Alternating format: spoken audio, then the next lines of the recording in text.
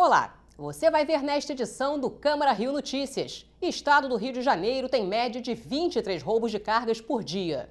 Por causa do medo, muitas transportadoras desistem de vender alimentos e outros produtos para os comércios do Rio.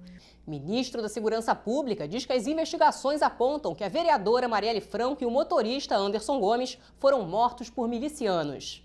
16 de abril é comemorado o Dia Mundial da Voz. E eu te pergunto, você cuida da sua voz? Feliz Dia Mundial da Voz!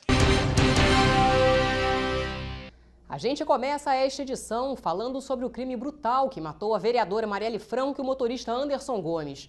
Mais de um mês após o assassinato, a polícia ainda não sabe quem é o culpado. Vamos conversar com o repórter Renato Chapot para saber se tem alguma novidade. A família da vereadora Marielle Franco se reuniu na tarde desta segunda-feira com o chefe de Polícia Civil, Rivaldo Barbosa. No encontro, o delegado informou à família sobre o andamento das investigações. Num outro encontro, o ministro da Segurança Pública, Raul Jungmann, disse que a principal linha de investigação da polícia envolve a milícia. As mortes de Marielle Franco e do motorista Anderson Gomes completaram um mês no último sábado. Até agora, o Disque Denúncia já recebeu 102 ligações sobre o caso. Só para reforçar, você pode ajudar nas investigações. Quem tiver alguma informação que possa ajudar a polícia, basta ligar para o Disque Denúncia. O telefone é 2553 1177. E a gente continua falando sobre segurança. Um levantamento feito pela Federação do Transporte de Cargas mostrou que só no ano passado foram registrados 10.600 roubos. A média é de 23 assaltos por dia.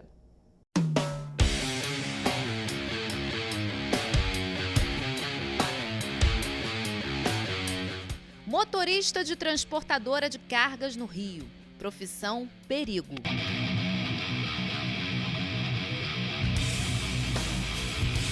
Nós temos relatos de vários, já tive isso diretamente, de motoristas dizendo que não vem mais no Rio, que vai trocar de profissão, porque eles estão realmente aterrorizados. O delegado Delmir Gouveia, que assumiu a Delegacia de Roubos e Furtos de Cargas no final do mês de março, já sabe como as quadrilhas agem. O tráfico de drogas, essencialmente, ele começou a ver no roubo de cargas uma maneira de complementar seus rendimentos lá. Porque no roubo de carga ele não investe nada, como investe na compra de drogas, por exemplo. Eles vão para a rua e roubam os caminhões, levam para as comunidades, descarregam lá rapidamente, infelizmente com a ajuda da população local, que às vezes é compelido ou não aquilo, e muitas vezes com uma pequena vantagem para aquilo. E eles usam isso aí para complementar a sua renda. Só que chegou a um certo ponto que isso não afeta apenas só os empresários, os caminhoneiros diretamente envolvidos, e a sociedade como um todo e o governo na ponta final. No dia 4 de abril, uma operação da DRFC e da Polícia Civil cumpriu 2 mandados de prisão contra uma quadrilha que atua na compra e na distribuição de produtos roubados no Rio. 7 pessoas foram presas e uma morreu. Nós estamos mapeando os lugares nessas comunidades dominadas pelo tráfico, aonde vai a grande maioria dos caminhões para ser descarregado e depois o motorista volta com o caminhão vazio.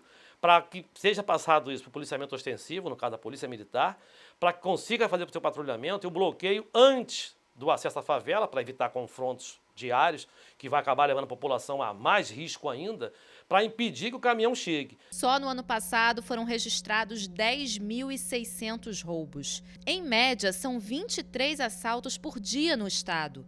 Muitos produtos que são frutos de roubo vão parar nas mãos de ambulantes. Quem não é dono de uma transportadora de cargas pode nem ter prestado muita atenção nesses números. Mas você sabia que esse tipo de crime afeta diretamente a economia da sua cidade e a vida da população?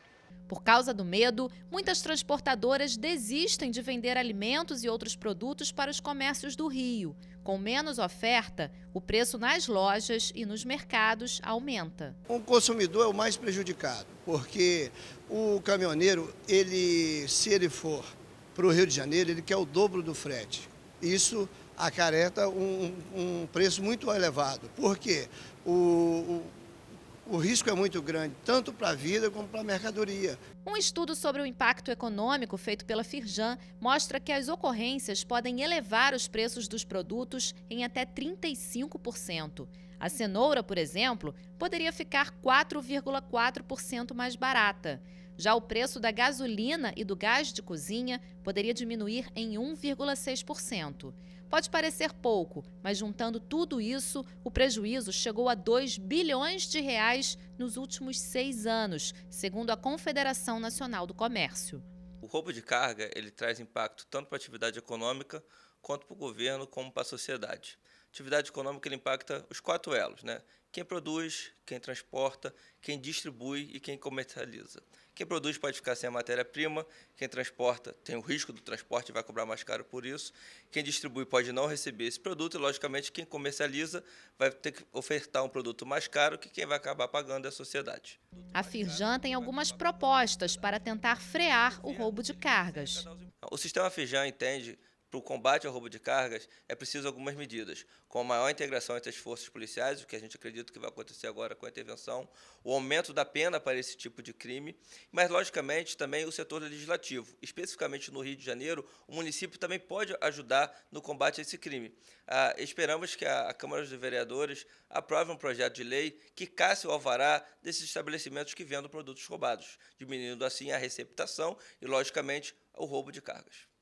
As quadrilhas de roubo de cargas são um dos alvos da intervenção federal. Segundo o governo federal, na Semana Santa houve uma redução de 71% do número de ocorrências em relação ao mesmo período do ano passado.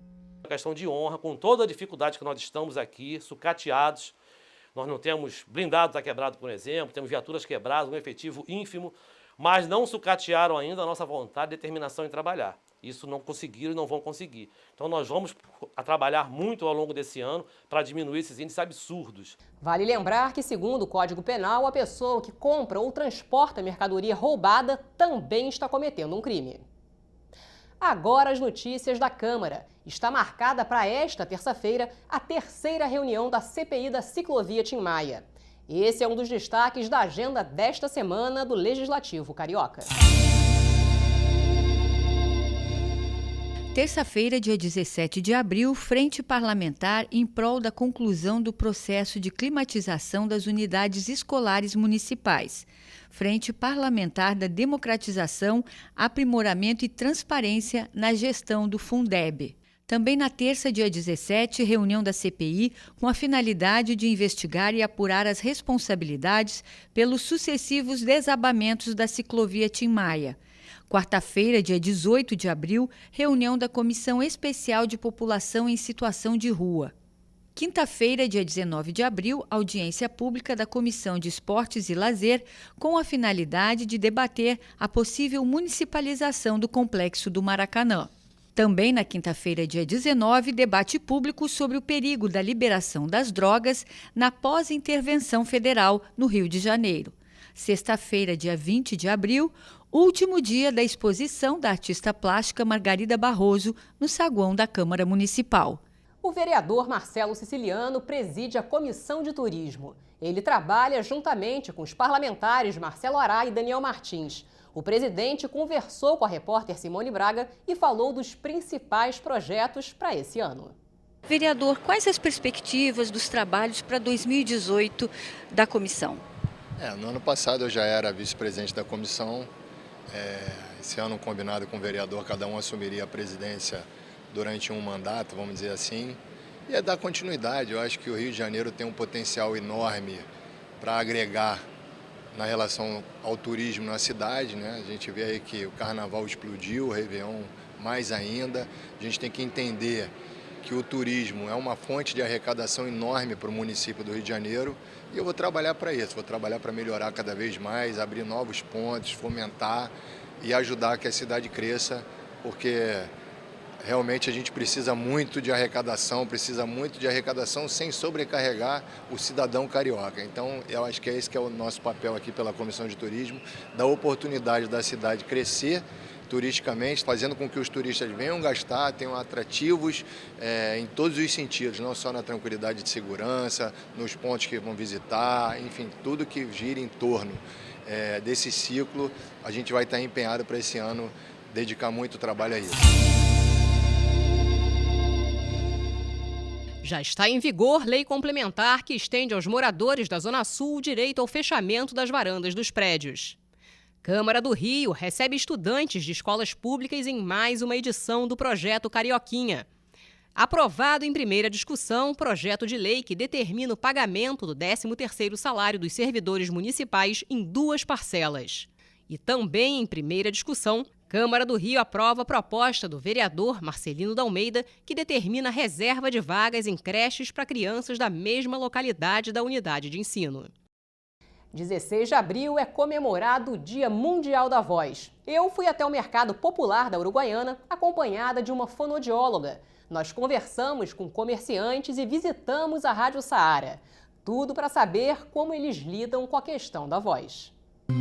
Boa tarde. A voz é o nosso principal instrumento de comunicação, mas só nos damos conta quando ela nos deixa na mão. Mas para que isso não aconteça, o trabalho do fonoaudiólogo é fundamental. Foi num dos lugares mais barulhentos do Rio que encontrei Tatiana Barcelos, fonoaudióloga especialista em voz. Qual é o tipo de trabalho que a fonoaudiologia tem feito na área da voz? Ingrid, a fonoaudiologia é muito ampla. Na área de voz, a gente faz um trabalho na voz cantada e na voz falada. Na voz falada, a gente lida com o comunicador, como você, com a oratória, por exemplo, também. E locutores, professores, advogados. Na área da voz cantada, a gente lida com o cantor, com a voz do cantor, com o refinamento de voz, tanto no tratamento quanto na prevenção, ambas, a voz cantada e a voz falada também. Bem, eu estou com a Tatiana aqui em pleno Saara e a gente agora vai fazer uma análise percepto-auditiva dos locutores aqui da rua. Falei certo, Tatiana? Certíssimo, é isso aí. Vamos lá, então? Vamos lá.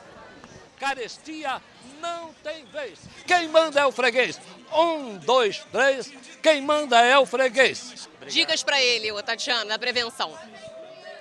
Bom, pela idade do senhor, a gente pode... O senhor tem alguma queixa, por exemplo, de engasgar? Não. Que bom, isso é bom. Isso demonstra que na idade... Me perdoa, qual a idade do senhor? 74. 74 anos, não tem nenhuma queixa, o que a gente pode chamar de uma disfagia, que é uma dificuldade de deglutição. Isso acontece muito com o idoso e ele não tem. Aqui é barato, ó, porque nós somos uma fábrica. A nossa arte é vender barato. Tatiana, qual o conselho que você pode dar para o Diego para que ele não tenha nenhum problema na voz dele trabalhando esse tempo todo? Se o Diego continuar com essa competição sonora, sem nenhum auxílio, pode ser que você realmente adquira algum problema vocal. Então, Ingrid, eu aconselho para o Diego hidratação, articular bem falando, é muita competição sonora aqui fora, o calor que é no Saara. Então, ele precisa adquirir uma consciência corporal para utilizar bem a voz e, acima de tudo, se hidratar bastante. Mas será que o profissional da voz passa por alguma dificuldade? Nossa próxima parada foi na Rádio Saara, onde conversamos com Luiz Antônio Bapi. Ele trabalha há mais de 30 anos com a voz. Hoje é um dia todo especial. Hoje é dia 16 de abril. Dia 16 de abril é o dia da voz. O que seria da gente, né? Sem a voz. O que o Luiz pode fazer para continuar com essa voz tão bonita? Eu aconselho ao Luiz, além de beber água, aspirar soro, que é muito bom. E com que frequência um profissional da voz precisa fazer exame, precisa ver se está tudo certinho com ele? Didaticamente, de 6 em 6 meses, ele precisa fazer um exame chamado videolaringoestroboscopia e fazer avaliação junto ao fonoaudiólogo. Nós unimos as nossas avaliações com as avaliações importantes do otorrino e nós, assim, levantamos todas as questões de prevenção ou terapia, se for necessário. Agora, existe algum sintoma, quando você percebe sua voz não está muito legal, você sentiu alguma coisa diferente, né? Esse tipo de problema com a voz costuma dar indícios de que o negócio não está ficando legal? Como é que pode ser feita essa prevenção? Ingrid, excelente a sua pergunta. O primeiro sinal de cansaço vocal, terminei o dia com cansaço, um pouco de fadiga, eu não quero falar muito, quero ficar de boca fechada, já é um princípio de uma disfonia funcional. Qual é o maior erro das pessoas no que diz respeito à voz? Não compreender como é o comportamento vocal e esperar que alguma coisa dê errado para eu procurar ajuda profissional. Depois de todas essas dicas, é bom ficar atento. E... Feliz Dia Mundial da Voz! E o Câmara Rio Notícias fica por aqui. Até amanhã.